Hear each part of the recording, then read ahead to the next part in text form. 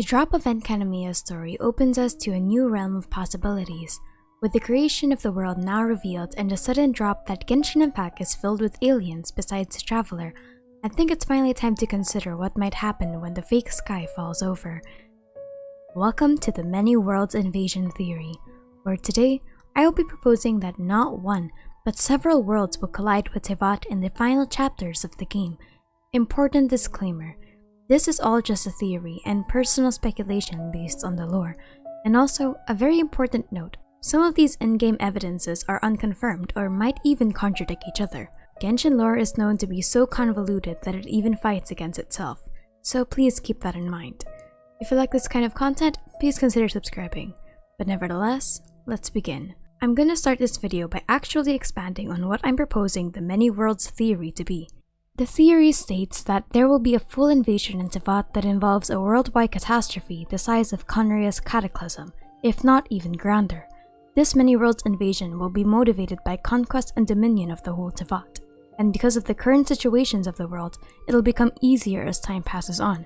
Several extraterrestrial forces will come into play to create massive destruction in Teyvat, and the very fake sky in this world will be set to shatter. This will play into the bubble universe theory, or the world egg concept that Genshin's planet seems to operate under, bringing us a full circle into how Celestia created this world. But it's a common misconception to say that the planet itself is known as Teyvat, when in reality, Teyvat is just a continent. Whatever the physical planet is, we don't know the actual name, so we need to set some limitations contextually since we're missing some pieces. When we refer to world in our context, we think of Earth or planet, but in Genshin, the word world can define something as small as a continent or as big as a whole dimension. So let's go through the many iterations of the word world in Genshin's story. First is that the word world is used to define Teyvat. Teyvat is limited to the 7 nations that are under the dominion of the Archons. Teyvat is known as a continent separated from the other realms in the game, and according to ALBEDO, elemental manipulation for humans comes at the cost of a vision, at least to his knowledge. The objective truth of that is unknown, given we have people like Senora and Scaramouche, but it's safe to assume that the word world in this context is used for only Teyvat and not the physical planet. This is why when you go on the map, Enkanamiya is considered as a different place altogether. This can also be why Conria is seen as an ancient underground world instead of existing alongside Teyvat. There also seems to be another world entirely in which the golden big doggy comes from. But alternatively, the word world is meant to define the physical planet of which Teyvat stays in, and there's an implication that there are other planets in the known universe that house sentient lifeforms. A good way of understanding this are the many dimensions that exist beyond Teyvat but are technically part of the physical planet in which Teyvat stays in. In this context, world will be a planet, therefore Conria would just be considered underground and Enkanamiya would just be underwater. But they all reside in the same world. This could be connected to the Enkanamiya lore, which stated that this world existed long ago before Celestia even came into history, and how the Travelers came from another world entirely, despite the Abyss sibling landing in Conria and the Traveler sibling landing in Teyvat. Venti in the manga also makes mention of other worlds beyond by saying that they all have different creation stories, hinting to the possibilities of different planets altogether, since this planet was born anew thanks to Celestia. Alice, or Klee's mother, also hints a lot about other worlds, going so far as to reference Earth and the Horizon Dawn universe in the KFC Glider lore, which is actual canonical lore. For the purposes of this video, we will use the word world as how ALBEDO refers to it. Teyvat will be considered its own world, but not its own physical planet, considering that it's just a continent. We will be considering Enkanamiya, Conria, and other things that extend outside Teyvat's borders as extraterrestrial. If the land is considered unprotected by the 7, it will be classified as a new world. If I want to talk about the physical world of Genshin, I will refer to it as planet, which is a faulty definition to begin with given most worlds are dimensions, but I digress. I don't know what else to refer to it as. This is just an oversimplification. So now we move on to the borders of Teyvat, or rather, the slow deterioration of them. 2 years ago, the borders of Teyvat are becoming more and more unstable. This is from the KFC Glider lore in which Alice tells the narrator that the world's borders are growing fragile, hence why she's constantly busy. It is unknown why these borders are breaking, especially so recently. Regardless, the word borders of Teyvat can mean 2 things.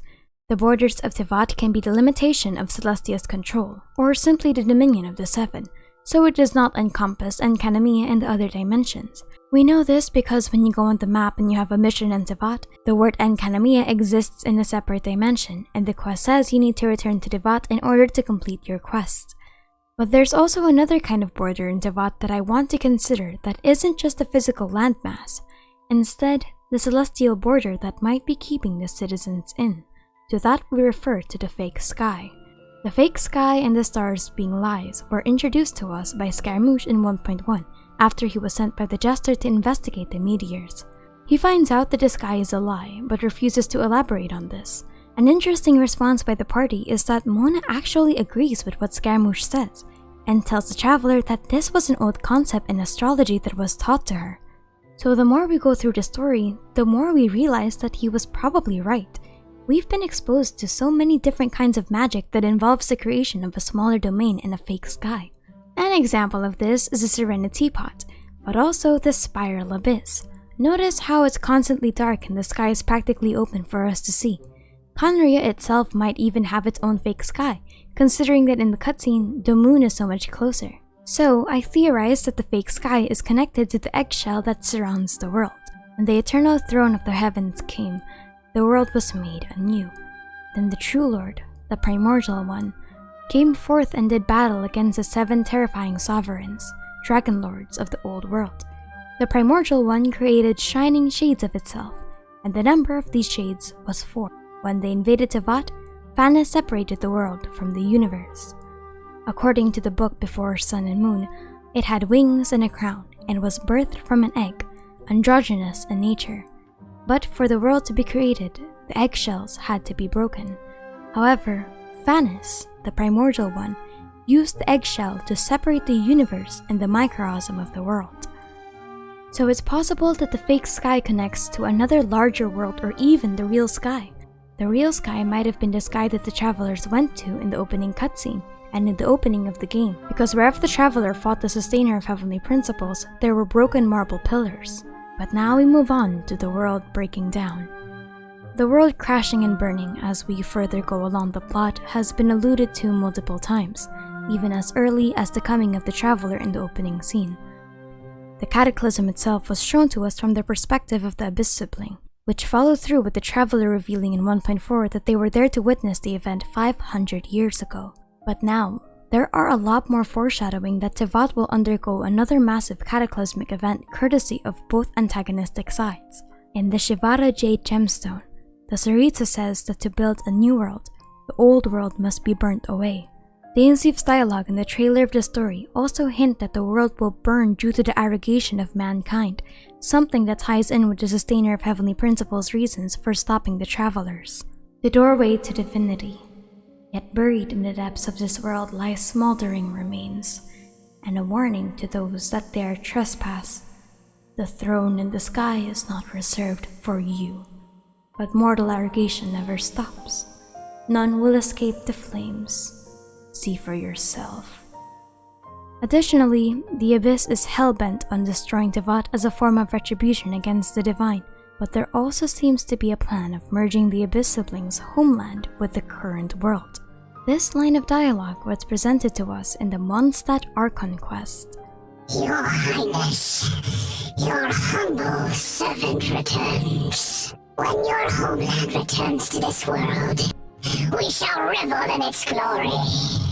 It's possible that whatever the final plan of the Abyss sibling is, includes a collapse of a larger world with Tevat. This might be in the same way that Celestia overthrew the old world by reinventing the planet itself. After defeating the 7 sovereigns, Celestia purged the world into an ice age and a fire age as said in the Prayer's artifact set. The Abyss sibling, being another entity beyond this world, may also be undergoing that same course of action. The Abyss Order also wants to destroy Tevat out of retribution against the 7, but they were also interested in understanding Celestia's history as seen in the World Quest with Enjo. In the World Quest for the book The Sun and Moon, the Abyss and even Conria as a civilization before the Cataclysm wanted the Forbidden Book as proof that Celestia are Outlanders. It's possible that history will repeat itself with the Abyss sibling usurping the role of Celestia. Therefore, The first world that would collapse on Tivat is whatever world the traveler's sibling was referring to, either it be Conria, the Void Realm, or their actual homeworld arriving to Tivat in some way or form. The borders of Tivat will crumble for good, and whatever defenses that was protecting the continent will shatter. This event will spark Celestia to act, and Tivat will be the battleground for another cataclysm. In this context, Celestia would be the second world to descend to the mortal realm and wage war on the Abyss themselves. Or will they let the perpetrators go to them instead? By this point of the story, the Gnosis would have been separated from the Archons, but whatever it is, it all ends with the Traveler. The Traveler's in-game character profile line suggests that their ascension will be the final piece of the puzzle to save this world. The Keeper is fading away. The Creator has not yet come. But the world shall burn no more, for you shall ascend. Thank you so much for all of your support, and thank you for chilling with me. I'm gonna go get water.